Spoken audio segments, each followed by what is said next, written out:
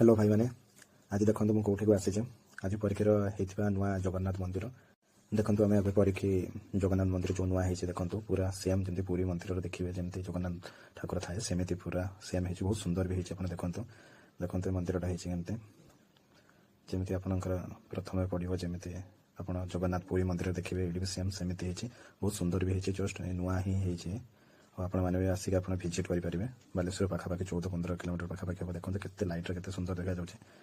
राति सन्ध्या बेले मुझे देखते इवनिंग टाइम केते सुंदर लाइट लगी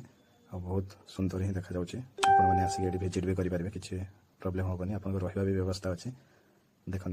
ये आप नना भी अच्छे एवं देखते आप भलसे आसिक भिजिट करके आप देखिए भलसे बुलिकी भी आपड़ जापर देखो सेपटे भी बहुत छोट छोट मंदिर अच्छी जमी जगन्नाथ मंदिर जमी थाए समस्त सेमती ही अच्छे देखते एपटे भी केते मंदिर अच्छी आपंकर रथ भी होता जो अच्छी आपंकर सेपट सैड्रे भी आपंकर बाहाघर मंडप या देखो यहाँ जगन्नाथ चारिपटे एमती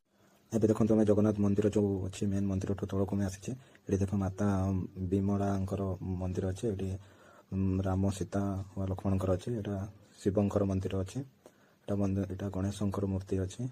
देखो ये मंदिर बाम पार्श्व पड़ो यहाँ दक्षिण पार्श्व पड़ो एपटे देखो रथ सब अच्छी ये सब सेपट सैड जो अच्छी मंडप हो कल्याण